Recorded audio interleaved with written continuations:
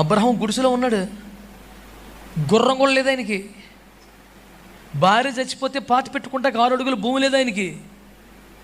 అంత దీనుడు వెళ్ళి, అయ్యా నా దగ్గర 400 తులముల వెండి ఉంది, ఆ భూమి అమ్మితే శ్మశాన భూమిగా చేసుకుంటున్న భార్యని శవాన్ని అక్కడ పెట్టుకుని స్థలం కోసం తిరుగుతున్నాడు. ఎంత దారుణం అండి లైఫ్.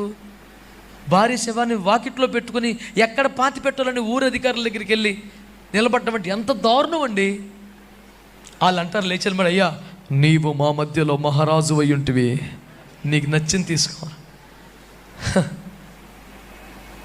భార్యను పాతి పెట్టుకుంటాకి జనడు భూమి లేనాడు, వాకిట్లో భార్య శవాన్ని పెట్టి రాజుల ముందుకెళ్ళి డబ్బులు ఇచ్చి నా దగ్గర ఉన్నాయి, ఈసారి ఏదో ఒక భూమి ఇప్పించండి సార్ అని అడుగుతున్నవాడు రాజులు నిలబడి మీరు మహారాజు సార్ అంటున్నారంటే వేసుకున్న గుడ్డన బట్టి వచ్చిందా రాజరేఖం? బుద్ధుండాలి మాట్లాడడానికి.